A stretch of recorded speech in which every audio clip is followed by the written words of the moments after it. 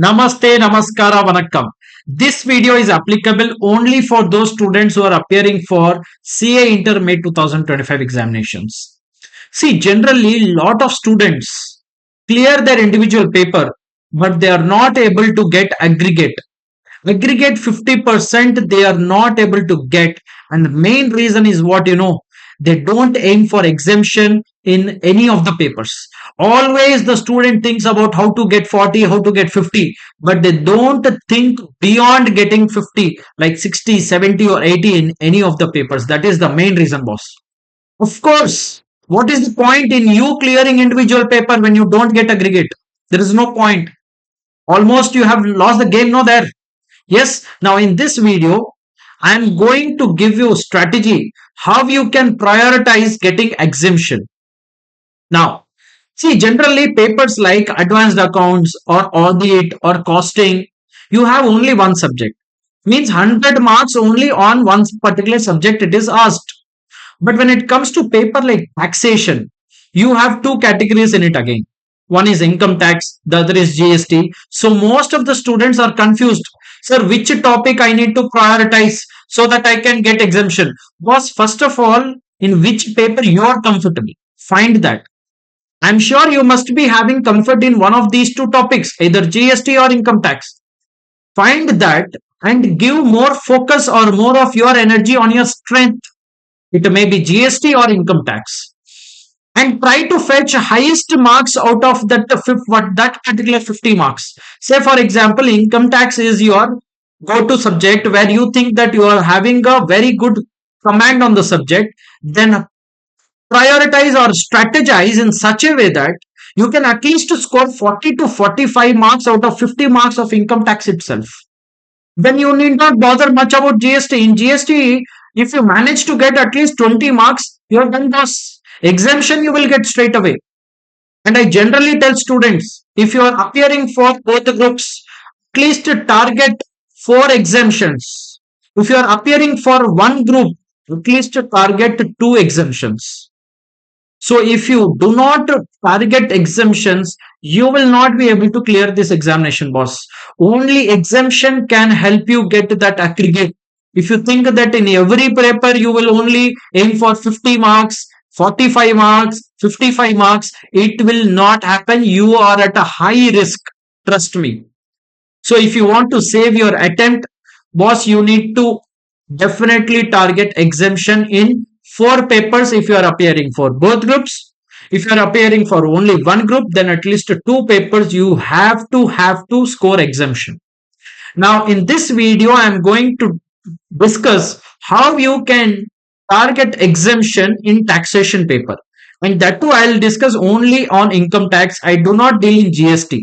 So income tax, if your core subject is, if you think income tax you want to score more, then watch this video till end. You will get 100% clarity on how you can get maximum out of 50 marks of income tax paper. Definitely, boss, you can get 40 to 45 marks if you follow this strategy. See, in this strategy, I have categorized the topics of all income tax topics into 3 categories, boss. Keeping in mind that you have hardly 10 days to 15 days of time in your hand, I have prepared the strategy. Follow this. You can follow this strategy even one day before examination also. Now, first category or the first bucket is less efforts and more marks. Means these are the topics which are chutku topics, very small topics, but very important. You cannot leave them. Thoroughly revise these chutku topics. You will be expecting more marks from these topics, and you can easily get more than 60% of your income tax paper from these topics alone. Means I am telling you that out of 50 marks, if you can go through thoroughly these chutku 8 topics, easily you can get 30 to 35 marks, boss. The very first topic is basic concepts. Do you think without revising basic concepts you can go to examination hall? Without knowing how to compute your income tax liability? Without knowing what is your tax slab rate applicable for your examination? Without knowing how to compute rebate? Without knowing how to give marginal relief adjustment? You cannot solve any question. especially the total income computation, which is a mandatory question. You will be losing the game there in the very first question itself. So basic concept is such an important thing. Lot of people think that basic concepts, no, very, very basic. Why to revise? Boss, revise the first revision of your first topic which you will revise before examination. One day before examination will be basic concepts, and the last topic you will revise also basic concepts. Look at it twice and then go to examination hall, because a lot of students get confused about the basic exemptions, because there are two regimes. One is default tax regime, the other is optional tax regime. What is given exemption here, what is deduction there, this applicable or not applicable, lot of confusion is there. If you get confused, you lost your game. So to have clarity in examination hall, you have to revise basic concepts and then only go to examination hall. Next comes a very, very small topic. Hardly if you spend 20 to 30 minutes, residential status will be fully covered. You need not take tension at all. Very hardly some topics are there. How to compute the residential status in the case of individual. If you focus, maximum time they will ask a question on how to compute residential status of a individual only. In that case, you can spend hardly 20 to 30 minutes. Short question, boss. 100% high chances of asking a question from residential status. You will definitely get a question from this. Easy to fetch at least 3 to 4 marks out of 50 marks. Next comes your IFOS. Out of all the 5 heads, the easiest head is what you know, IFOS. The next easiest is what you know, income from house property. The rest 3 heads are voluminous, boss. They have lot of concepts. But when it comes to IFOS or income from house property, very less time you can spend, but you can definitely get at least some marks out of it. If you are only spending less time, but shortly some marks are guaranteed, it is good enough, no, boss. So income from other sources, try to give more focus on your gift taxation concepts and deemed dividend concept. Definitely you will get a question from income from other source. Now coming to topics like clubbing, deductions and set off, these are 3 topics. Maybe you may not find a separate question on them, but it is highly asked as a part of a question, boss. See, even if a part of a question, if you're able to solve, let's say the other part is very tough. At least if you give this set of adjustment or clubbing or deduction adjustment, if you can properly write, you will get at least partial marks. Yes or no? So you cannot leave this chutku topics, boss. Clubbing, what? Hardly 3 to 4 sections are there. 4 5 sections. You cover them. 10-15 minutes it will take. 10-15 minutes it will take to cover clubbing and set off of losses. Hardly there is something in it. And when it comes to deduction also, what is their big deal? ATC, ATD, ATGG, ATG and all, you just look at it. The deductions limit and where it is applicable. Very simple. You revise these topics, boss. Don't leave them, because these are the easy topics. Go to capital gains. How complicated it is. These are simple concepts, no. But it will fetch you more than 60% of the marks, boss. Next comes the house property. As I already mentioned, one of the easiest heads of income, house property. You look at that, how to, the table of how to compute your NAV. And a few adjustments, like if the property is vacant for part of the year, how would you deal with that? If a partial property is let out, partial property is deemed out, is let out and self-occupied, in that case, how would you compute income from house property? These adjustments, just have a look at it, then go to examination hall. Now coming to last topic, which is deductions under 10AA, SEZ concept. Hardly there is one table you need to just look at for 5 years, initial 5 years, how much exemption you will give, and how to know what is the export turnover, what is the total turnover, and how to proportionately calculate 10AA deduction. Hardly, I think it will take 10 minutes, but it is very important. A lot of times they ask as a separate question altogether.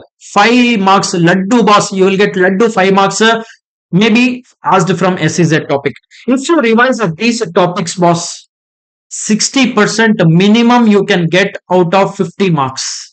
Means 30 to 35 marks from these topics only will be asked, where you spend very less time, but high chances you will get high marks. Coming to the next category, which is more time and more marks. But that does not mean, sir, more time, no, sir, shall I leave it? No. These are the topics. If you leave, you can leave your attempt only. Because boss, PGBP, if you do you think without the PGBP, without the PGBP, can you attempt your paper? The very first mandatory question will be from PGBP topic. It may be voluminous, but very, very important. You cannot leave PGBP topic at all. See, there are in every paper, there are some topics which you are leaving, then you're leaving your attempt. Yes, this is true. In accounts, if you leave accounting standards, it is moreover like you are leaving your attempt. You have foregone your attempt. If you are leaving auditing standards in your audit paper, it is like you are leaving your audit paper itself. You will lose the game there. Exactly the same way in taxation, in income tax paper. If you leave PGBP, boss, you are going out of the game. You are quitting the game altogether. So PGBP is very, very important. I have uploaded. If you feel that PGBP you do not have conceptual clarity, you think it is taking more time to revise, because I have uploaded beautiful explanation video of PGBP. In 2 hours I have revised the whole PGBP concept. It is already there on this Tax Thalaiva channel itself. Go and watch that video. Beautiful conceptual clarity you will get on PGBP. Now coming to TDS also, boss. Hardly there are few sections. It is not as complicated as CA final TDS chapter. Hardly there are very few sections. Focus on at least important sections 194C, 194J, 194Q. I'm not saying to leave other topics, boss. I'm saying at least these topics you have to be very, very thorough about. So TDS you have to revise, though it is vast. Lot of times the ICI ask more number of questions from TDS topic. Yes, it is possible. So TDS topic, TCS and advanced tax, you will have a look and you will go. Next is a salary. Was if you feel salary is very, very vast, not able to look at it, was very simple. I'll tell you, just download some summary charts from online. Any faculty it could be, just download it. Try to at least revise from a summary chart, but don't leave the topic altogether. So you will definitely revise salary. The strategy may be different. You may be looking at books and revising. You may be following a chart, or you may watch some revision video. So revision video you can watch, or download some summary chart of salary chapter, revise, or from your books you revise. But you have to revise these three topics: PGBP, TDS, and salary. You cannot leave. Though they may be taking more time, but mind you, they will give you more marks. 20% you can expect out of 50 marks, means at least 10 to 12 marks you can expect from these three topics alone. So my point is, if you can cover these topics, boss, only these two category of topics, which hardly may take, I think, not more than 10 hours. At this moment, I'm saying before examination. You should not spend more than the 10 hours on these topics totally, all topics put together. If you are spending, means that you have not revised properly till now. This is 10 days before examination. What do you think? You will spend 2 days on this? No. So 10 to 12 hours, boss, if you spend on these topics, revise them. Even before examination also, you will focus on this strategy only. Less time you will be having one day before examination. Within less time, how you can revise those topics which can fetch you more marks, and you will end up getting examination sure shot, boss.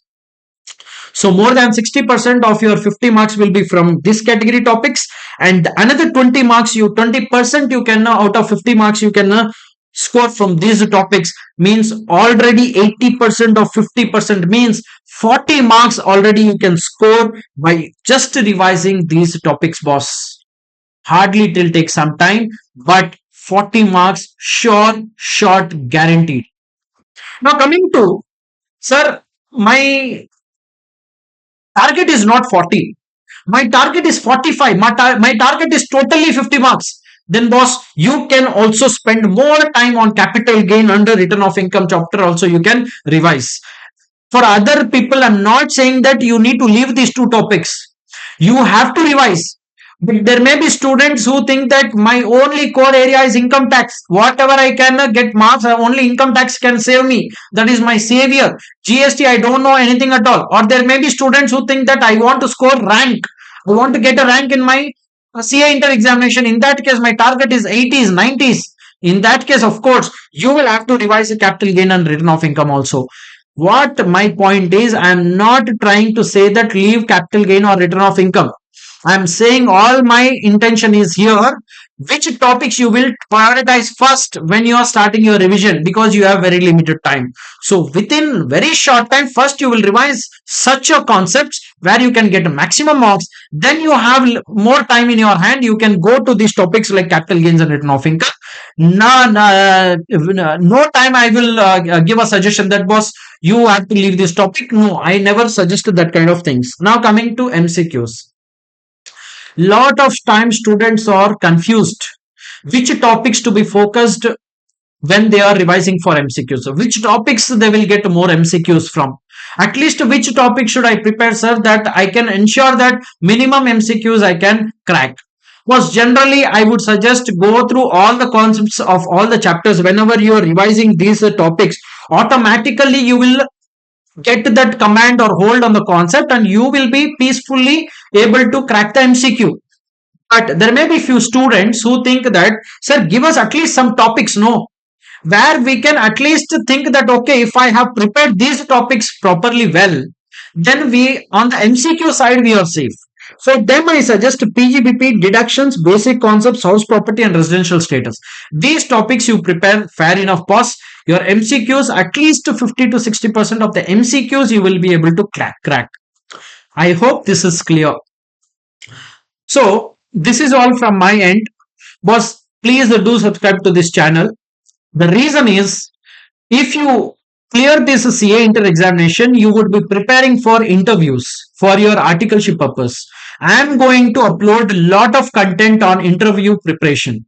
I have cracked Big Four interviews. I worked with Big Four for almost 5 years. I cracked Deloitte, KPMG, Grant Thornton also, and EY also. So, if you want to know how to prepare for interviews and your future, after you clear your CA inter also, you would require a lot of guidance on how to start your articleship, what areas to focus during your articleship period.